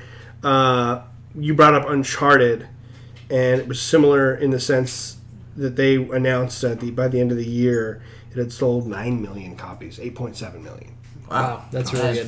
That's really good for a exclusive, and just on PlayStation. Yeah, and you got to think about 60 million PlayStations have been sold, and you sold 9 million. So you've got like a sixth of all your install base playing on Uncharted 4, which is That's crazy. Pretty impressive. Yeah, pretty impressive. They ain't shutting down Naughty Dog anytime. Yeah, Naughty Dog is their studio. It's their cash cow. I mean, cash cow and their critical darling cow and whatever else. Every time they put a game out, it wins Game of the Year. It seems like, or gets a lot of praise. Speaking of Naughty Dog, what game do they have coming out here soon? Oh, I don't know. Soon they have their little sort of like it's standalone DLC to go with Uncharted 4, all right, which looks awesome, and you get to play as Chloe, which is so cool. That's cool. Can't wait for it to come out. And then, I mean, Last of Us 2 they announced, but we're not seeing that until 2020. It's a game. 2020. Wow, holy shit! Yeah, they just started. Wow, really? Uncharted only finished. Interesting. Yeah, you're not going to see that game for a long that time. is. They didn't say 2020. That's me saying 2019 at the earliest. Yeah. Okay. Wow. Earliest. That's hella far away. Yeah, it's nowhere even. It's not even on the horizon. But speaking of the Horizon. And not the Horizon as coming up, and literally Horizon Zero Dawn. Yeah. So should we use this forward? We should use this as a segue into 2017, our final kind of moments of the of the show. That's the first big game for me. Yeah. I am absolutely excited, and I'm not going to like get overly excited and be disappointed, but from people that I trust, the game is good. Yeah. They've played it and they're like, no, this is not going to be a bust. Yeah, good. And there's just sometimes when you can just look at a game and tell that it's just not going to, and I get that vibe from that game. Yeah. I don't think Sony would. Well, never mind. I was going to say we didn't talk about this. I don't think Sony would push a game too much that wasn't super great, and then I just thought of what's the fucking game in space? This shit, fucking Minecraft. No Man's Sky. No, God. Yeah. Oh, yeah. We didn't talk about No Man's Sky, guys. Let's jump into 2016. That is our 2016 disappointment. Disappointment of the year. Oh, yeah, biggest disappointment of the year. Yeah, No Man's Sky. That's the Destiny 2.0 right there. Oh, boy. Yeah. That was a travesty. Honestly, though, I feel bad for those guys. And here's the thing: there's not a cult following that they have like Destiny had when they came out. Right. Then everyone just unanimously thought it was shit. Oh, because Destiny was still a good shooter. Yeah, it was still a good game. Yeah, it had RPG elements. It had things that brought you back. To play. Right. But yeah, I mean, I'm sure there's somebody out there that like No Man's Sky. As stoners do. They love No Man's Sky. Yeah. You just zone out. You zone out and just travel space and shit. They're cool with it. Did you guys hear about the ending? Did you remember getting to the center of the universe? The guy was like, and I just don't want to ruin the surprise. What happens when you get to the center of the universe? Yeah. And everyone's like, oh, what's going to happen? Yeah. You guys ever see what happened? Yeah. No, I didn't see what happened. I read what happens. I watched what happened. Yeah, spoiler alert, everybody. Not that there's any story to that game. No. So you go there and you get there and it's like a big light, like someone's shining a flashlight in your face. Yeah. And it starts playing this music and rewinding like through space. Yeah. And it does that for like 10 minutes. What the fuck? You just sit there and you're like, what's happening? Yeah. And you go all the way back out and it goes white. Yeah. And you reinitialize and you start over. Yeah. What the fuck? What the hell is that? The ending is the infinite loop of awesomeness that is No Man's Sky. Oh my. It's like a trip, an acid trip. Dude, fuck that. And then you wake up and you just start the game over. Dude, fuck that. Speaking of acid trip, that is just the most ridiculous thing I've ever heard in my life. Yeah. I cannot believe that. Sony fucked that up by overhyping it. I can't remember his name right now. The guy from Hello Games messed it up by promising stuff. And then when it released and it was a bomb, they were dead silent. Nothing. It disappeared. Nothing on Twitter. Nothing. Just echo chamber. What was their strategy? What was their freaking PR strategy? It's like, hey, if we just don't acknowledge it, maybe it'll just go away. Maybe exactly. I think they knew what they were releasing. Yeah. And they were trying to hype it up as much as they can to get sales before people. Wasn't there even a lawsuit? Was Sony not playing? Was there not a lawsuit? I'm sure there was a lawsuit for false advertising, which ended up ending with Hello Games being they did everything legally. Yeah. Did they sue Sony or Hello Games? Hello Games. I don't remember. I just remember that. I would have sued Sony. Yeah. They're the ones who were hyping it. Whoever they sued, though, Hello Games or Sony, either of those two, they won that. But that game is just like, to wrap that up, it's just the quintessential don't stop over previewing yourself. Yes. That game was at like 3 fucking E3. Yeah, like the complete polar opposite was Doom. Like you know Fallout nothing 4. about Fallout 4, Doom we knew. We did see the E3 the year before. Yeah. It was a trailer. Everyone was like, oh damn, and then boom, gone. Yeah, and we just knew that even Last of Us, which is coming out in 2019 or 2020, they show you that everyone loses their mind. You will not see or hear a thing from it again. Yep. Yeah. Just they give you a little thing and they just run off. Yep. But no, they just keep parading these games out. They did it with Horizon a little bit too, but at least it's only been a year. Yeah. A year and change. So, yeah. So, really pumped for Horizon. February 28th comes out. For me, fucking Andromeda, of course. March 21st. I'm so pumped for that. So ready for a new, not even installment in the Mass Effect universe, but just another game within the same similar kind of play style. You know, like I'm just like so ready for a story heavy characters and all that stuff. And BioWare, man. Yeah, I mean, I ready did see for a BioWare game. you guys saw me review the trailer for the Mass Effect, and then which the combat was like. It was interesting. I'm still gonna wait to see it out. That wasn't really. That was like a CES trailer. It was weird. Yeah, it really had nothing to do with the game. I'm like, what the hell? This guy's like way too powerful. But I'm like, so we'll see. But yeah, I'm excited for it. I'm just ready to get into another story. Yes. You know, immerse myself within another story. So yeah, I'm pumped for that. That's my most anticipated game. Yeah, no, definitely my most anticipated game of the year. Yeah. Certainly. There's a lot of games coming out. For Honor.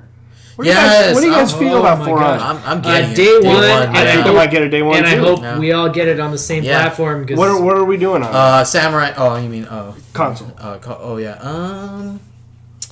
I don't know. We'll see. Yeah. We'll have to figure that out. All right. I mean, I have PlayStation Plus and Xbox. Yeah, I'm ever leaning towards PC, but I'll get whatever the fuck you guys get on. If it even is coming on PC, I don't know. It is coming on PC. Is it? Okay. Yeah. It just looks real pretty, so yeah. I'm like, oh. Yeah. But to what you were saying, dude, Viking. Yeah, that's what I'm saying, dude. We got to stick with our ethnic kind of background. Yeah, you know, no kidding, right? Exactly. Yeah. Goddamn, so we totally are. Yeah. So yeah, funny. it'll be fun. I'm excited for it. It might be like within like that same kind of you know, the same competitive style that I like in games, you know, because it looks really competitive. Different. Yeah. No, I just watched a video on this game where the guy was like, I can't describe to you what this game is because I have nothing to compare it to. Yeah. And this is really original and really fun. It takes ideas from this, and this, but this is a new game. Yeah. And it will probably spawn a new genre of this style of game. That's kind of the reason that I for some reason, I just kind of give Ubisoft breaks on stuff because they release stuff they like do take gambles, and Steep. Yeah. And like they just try shit out. They let their teams do stuff. Yeah, and I love the creative director on For Honor. That guy with it. He looks Vanderberg. He looks like he's like one of the members of Slayer or something. Yeah. He's a funny guy. I really like him. He's a celebrity on this show. I think he's been in more videos than like my face has. Yeah. I've seen him in so much shit. I love that first E3 where he announced that game was he was so pumped. Yeah, E3. So I'm so ready for you guys to try this. I'm like, yes, man. Oh god, yeah, it was awesome. He's like, He's kept making noises. So that's my most anticipated games. Andromeda. What about yours? So every game we talked about is right there in my most anticipated. Are you a Horizon games. guy in day one? Yes, for sure. Fuck yeah. I'll be turning on my PlayStation for the first time in like 6 months. Based off of the games we just talked about now, I am much more excited 2017 than what came out 2016. Yeah. This year, I'm pumped. And there's stuff that probably might hasn't been announced. Fucking Red Dead Redemption 2. Oh Jesus, I didn't even think. Oh my god. Yeah. Oh my god, there's another game. This is an awesome year. Yeah. This so one of my favorite franchises from day one of this franchise even starting is Resident Evil. Yeah. And so I love everything I've seen about RE7. Right. A couple of weeks.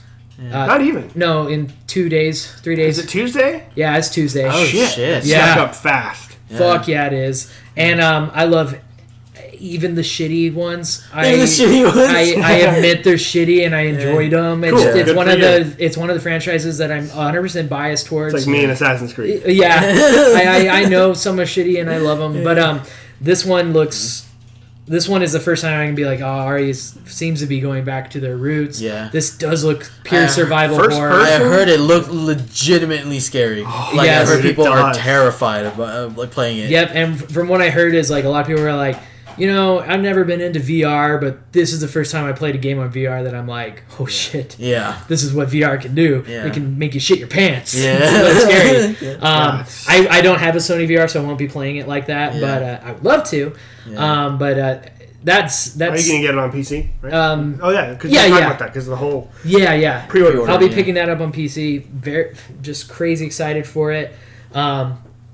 And there's a lot of franchises coming this year that I'm just pumped for. Zelda. Yeah. I'm very excited to play Zelda. Yeah. Right. Oh man, this year is gonna be crazy. Yeah, we're gonna get into Nintendo here in a moment. Yeah. There was a few other. I can't remember right now, but RE7. I'm just so goddamn excited for it. Yeah. This game this year has a huge game lineup. We didn't even touch on some of the shit that's going to be coming out. It's going to be Halo Wars 2 next month as well. Yeah. February is dangerous. Yeah, there's a lot. I might have to wait on that, even though I really want to play it. because I do want to play Horizon, which comes out, and so that's going to be. That was kind of some of the games that we can just pull out of the top of our head right there. I kind of wanted to finish it up with all of our little Switch conversation here. We're only about a month away from release. Yeah. And, oh, God. Hero! Sorry, was that racist? I need a lab coat. Oh, God. Dude, where are the ice cubes at? Where are the ice cubes at? Oh, man? yeah, the ice cube. Yeah. We need to sell this console and get away from Wii as quickly as possible. Hey, you know what Make this thing look like a games? Wii as quickly as possible. Ice, man. Ice sells video Dude, games. that must have been the discussion at their meeting table. They're like, we have to come up with another reason to sell consoles in America. We Americans like ice, right? They're breaking through the back doors. Breaking through the back doors. Oh wait! He didn't know the Viceroys or the Trade Federation was based off of like Asian people. I never picked it up as a kid until I rewatched them a few years ago, and I was like, "That shit's real." I know. I brought it up to him because I was like, "Dude, you think about it? Like the Gungans are they sound like the bad Japanese." Yeah, and then the Gungans are like black. They sound like South Park dude. Japanese. Yeah. Oh no, not the Gungan. Yeah, the Gungans are racist as fuck. But like New Gunray and all that, like the Nemoidians, they sound like a bad like when I do the samurai voice, you know. Yeah. It's like it sounds like South Park to me. Like, and they're like, so true. I never thought about that. But going back to the Switch, you know what? I'm keeping an open mind just because it can be like it's a 50-50 shot. It's either gonna revolutionize gaming if it's successful and it has great technology involved into the Switch, or it's Which gonna. It has awesome technology. No, the idea can. Yeah. Yes. The company that is doing the idea can't. No, they can. But They did that original commercial, the announcement, had me like, oh, they got it. Oh yeah, They get it. Yeah. There's no kids. Yeah. There's no moms. Yeah. Yeah. There's not. They got it. There's no gimmicky shit. Yeah. They were like, look, you can put these things on and play it, and you can take them off and play it on TV. Yeah. Thank you. Yeah. And then I was telling you just at dinner today. Yeah. I was saying, and all they had to do at that conference was come out and go, all right, Zelda, Mario, Animal Crossing, Pikmin, Metroid, just go. Just give me all these amazing games you're getting in the next year. Just nail it. Tell me when it comes out. Tell me how much I'm paying for it. When are the games coming out? Done.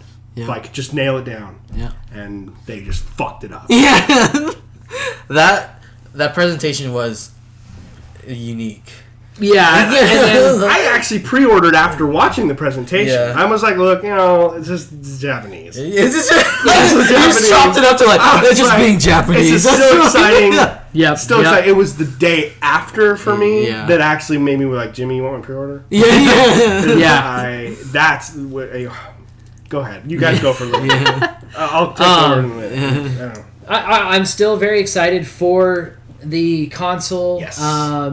I love everything about the console. Agreed. Yeah. The console is awesome. We're just like, and Zelda's great. Oh, Zelda looks. I think Zelda. Zelda looks that, like 10 out of 10 material. Yeah. Yes, it does. But, and there's just nothing else there. But arms, arms, guys, arms. And you know how you play arms with the Wiimote? I mean the Joy-Con. Yeah. It's so rough because I'm going to enjoy it and have a good time with it. I just know me, like I will. Yeah, of course, and I'm gonna love all the Nintendo games that come out for it. But like, I'm just worried that fucking all the shit we want, the third party support isn't. They said there's over 80 games in development. And I think they're lying. And they showed a couple, and then Sega even came out, and Sega's just like, yes, we are aware that the Switch is a console, and then they walked off. Like, that's all they said. And they brought EA. They brought Sorensen. Yeah, the man at EA. The biggest gaming company in the world, maybe Activision. They're right there, $1 billion companies. They march him on there. He's like, FIFA.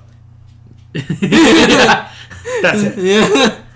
That was it. That was their presentation. I mean, they don't. I was like, right after that happened, I was like, okay, good, cool. FIFA. What else are we gonna get? Yeah, gonna get like Mass Effect or something. Like, I mean, they could do that. Yeah, and or whatever, like some role playing games or something. And when he came on, he traveled all the way to Tokyo to say FIFA. Yeah. And then he left. I was like, they don't have any third party support. Yeah. They don't. They don't have it. It's weird. And they don't have third party support in games. They don't even have streaming. They don't have Netflix or Hulu and I know that doesn't matter that much. But when you're asking $300 for a console and you can go to the store and get a PS4 and Xbox One for $250 that does everything and is more powerful and has more games. Yep. You got to meet me somewhere. Yeah. This is unique, but let me bring up the point. Like, who the fuck wants to play Skyrim again for the fucking fifth time? It's not even HD. Yeah, no. Like, and it's $59.99. And it's fucking vanilla. I'm like, there's no mods or there's no. And I'm like, this is just a vanilla game with a DLC. I'm like, what the? I don't want to play another Skyrim. I'm like, if you're gonna make another Elder Scrolls, dude, I don't want to play Skyrim again if it was a new version and it was $40 or whatever. Yeah, I'm done with that game. I put that hundreds of hours in. Yeah, it's one of the greatest games of all time. Yeah, we get it. Yeah. Yeah, I'm done with it. Yeah. I get if you're one of the few out there that hasn't played it yet and you're getting the Switch, then good for you. Now you can play it on there. You can play it on the airplane or whatever. Like that's fine. Yeah, awesome. $59.99. No, fuck that. Dude. But you know what? It would be better to play that game with the Pro controller. Yeah. Yes. $69.99. Yes. And I hope that you like those non-matching red and blue controllers. Because if you wanted two reds, you're going to be dropping $49.99 for one Joy-Con. And if you lose your pair, because they're these tiny little things, and I'm sure you might going to give it to your dumbass kid who's going to drop it and break them or lose them, then you're going to be set back $79.99 for the pair. $80. Just like they're aliens. Yep. Yeah. And they're just like, I don't know, put a number on it. Here's the thing: is those little extra features they put into those Joy-Cons, because there's some cool ass technology in them. Yeah. Oh yeah. That shit's cool, but we're paying for that. Yeah. Mm-hmm. And I'm afraid that it's going to be another one of those things of Nintendo's where they make it all exciting, like all this stuff it does, and then they drop it, and then they just don't do much with it ever again. Yeah. Because, what do you know? No one uses it. Yeah. And then a year from now, when no games are supporting this stuff, we're still paying for those features in it that we just don't touch. Yeah. I want to play Zelda, and I want to go through the story, and I don't need to make peace signs or high five signs. I just want to play Zelda. No. Well, I've always wanted to play digital rock, paper, scissors with you guys now you from can. my living room. Oh, yeah. I love how their biggest brag mark was, you don't even need to look at the TV. It's a fucking video game system. Yeah. You're playing against the person in front of you.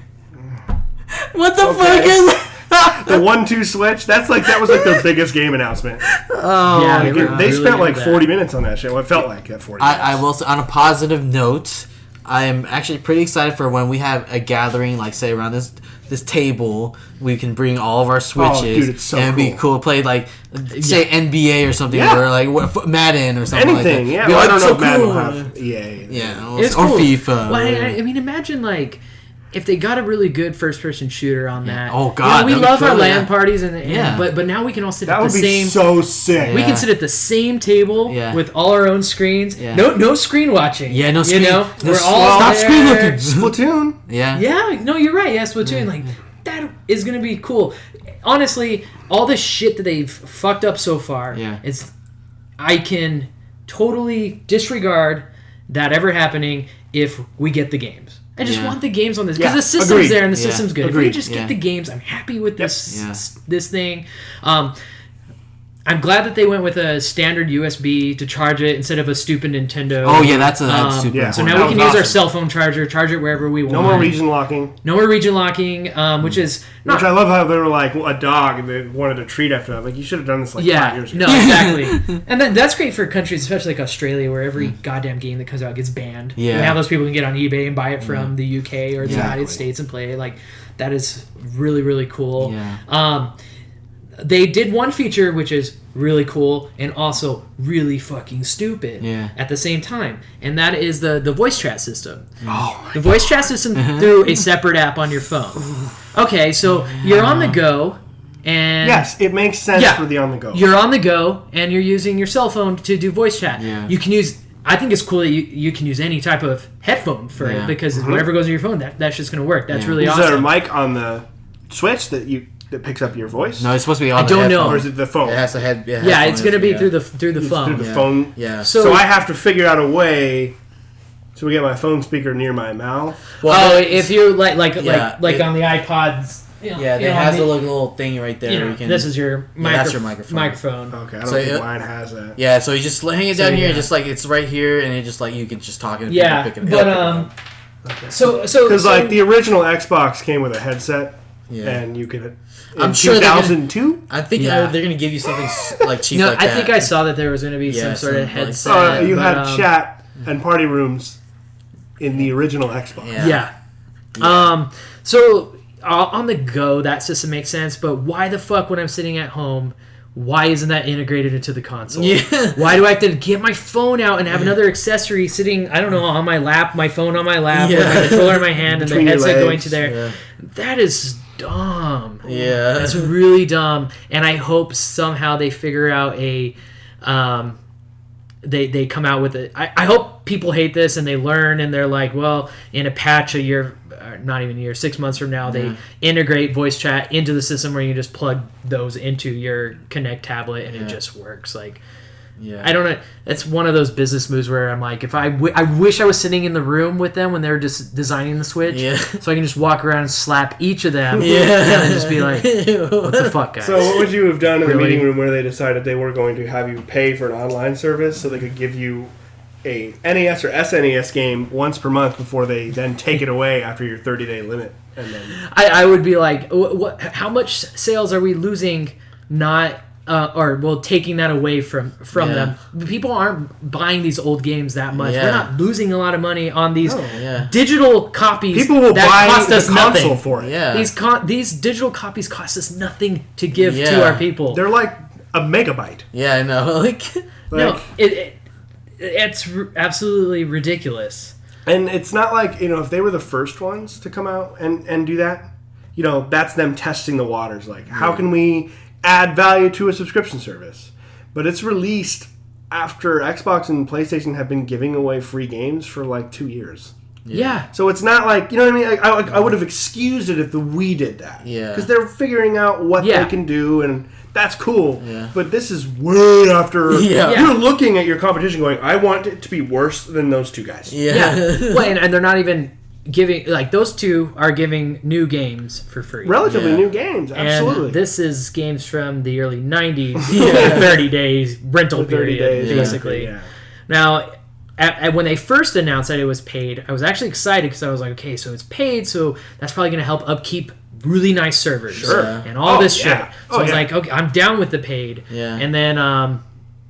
and they didn't bring that up at the conference. That was the next day. They were like, because I think they knew how terrible it is. I'm assuming. Yeah. And so the next day they were like, 30 days more. Yeah. And they were like, wait, did they say 4 a month? Yeah. I don't hear that. Yeah. They just kind of glossed over that. Yeah. And one of the big things when they announced online, they're like, for the first 4 months, the online services will be free for everybody. Yeah. And so then at first I'm like, oh, that's cool. And then the next time I'm thinking, I'm like... And then you look at the launch lineup. Yeah, then I'm like, wait. So it's free until games start coming out that we can actually use the online functions for. It's free until Splatoon 2 release date. I gotcha. Yeah. So I want it to be successful. The gaming industry is better when Nintendo was awesome. Mm-hmm. That's what makes that. They made the gaming industry what it is. Yeah. They saved the gaming industry from destruction. Yeah. They absolutely from apocalypse. We can all thank them for... We wouldn't be playing any of those. We wouldn't be doing this podcast. We can thank them for all that shit. And so, I think everybody wants them to be successful because everybody loves them. Yeah, they're like I feel like Sony and Microsoft are like, come on. Yeah, it's just a better place because competition drives sales. I mean, for everybody. Nintendo failing is almost as sad as like if Disney started failing. Yeah, absolutely. Yeah. But they seem determined to do whatever they can to make sure. I don't get it. I think they're just out of touch with the Western market. Yeah. Just extremely out of touch. Like, I don't know if Reggie is doing anything. Like, he just doesn't get to do. He can't. Yeah. He just manages. But by the way, I fucking love that guy. Me too. There's something about him when he talks and stands on stage. I get real cheerful. Yeah. It really and Miyamoto too. It's just because I like Reggie. He's been there. He's been there for a long time. He's just like the face that we know. He's like the dad that we see every day. Yeah. You know, like, we're like, oh, every time there's a our Nintendo big black conference, dad. Yeah. He's like, every time there's a Nintendo conference, we're like, oh man, I hope Reggie's gonna be there. He's so cool, you know. But I honestly think that Nintendo's just so steeped in tradition and like old-fashioned strategies for their games that only apply to Japan. Like, I'm like the Eastern market. I'm like, none of your shit transfers over very well. No. And like, we pay you a lot of money. Like, we need to be like, pay attention to us, please. Yeah. You know? Well, like, and that was, and I think that's what happened with Wii U. Yeah. So like, that's what makes no sense to me. Is like, okay, we learned from our mistakes. Yeah. Okay, Wii U was an unmitigated disaster for Nintendo. Yeah. They sold 12 million copies of that. It really was. Units of that thing. So it's like, I thought that we went through. Oh, you're right. Yeah. You're right. Now, I just don't know how you repeat it. Yeah. You know, like that's why I was even more shocked by all of this. Is like, we already went through this with you guys. Yeah. We've already had this happen. This is like a complete just flash show again. Like, here we are. It's like Wii U all over again. Yeah. I just don't get it. I know, and the reason like I have to have this thing day one is because I'm that type of person where I want the best hardware for almost anything that I'm playing something on. So I could get Zelda on the Wii U. Yeah.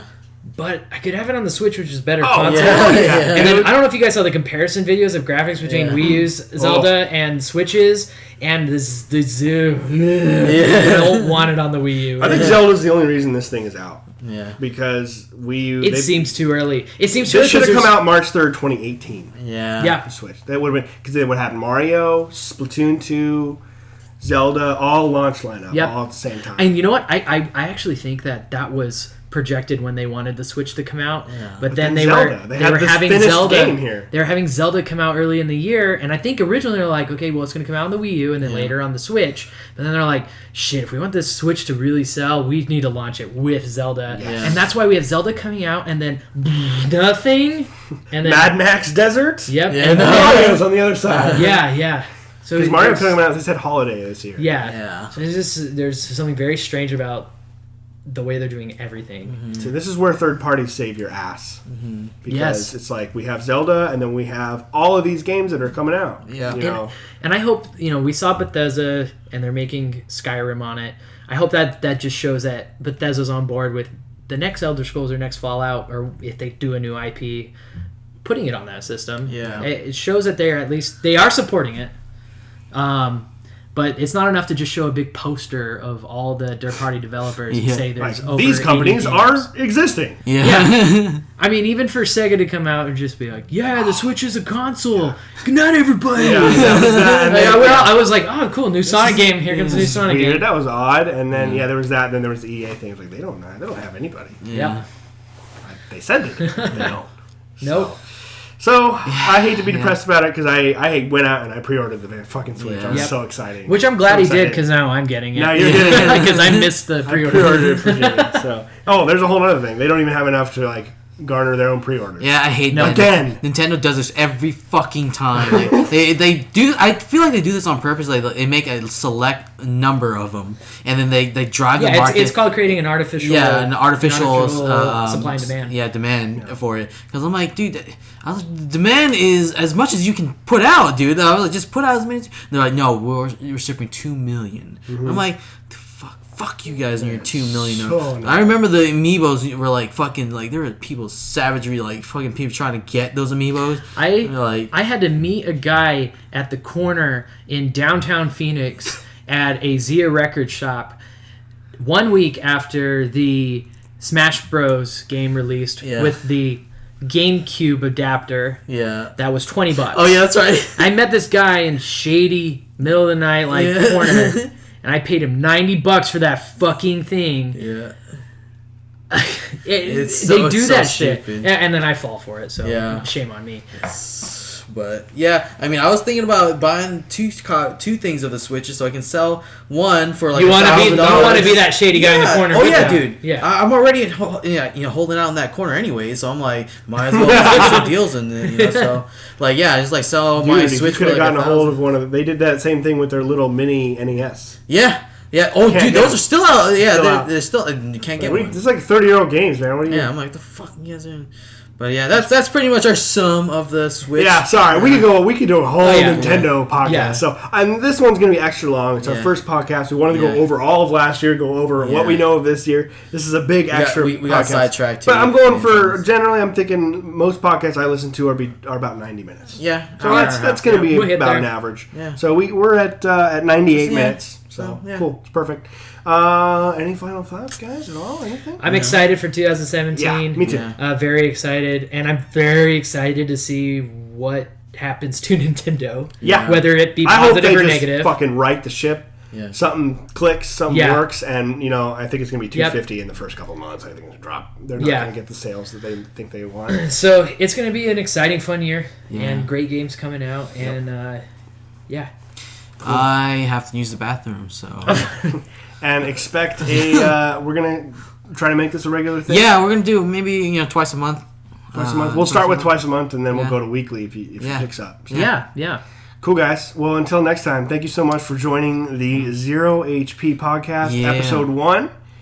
And we will catch you next time. ZHPP. Right? ZHP. I don't. ZeroHP Podcast. ZHPP. I'm turning this off now. Go home, Jimmy.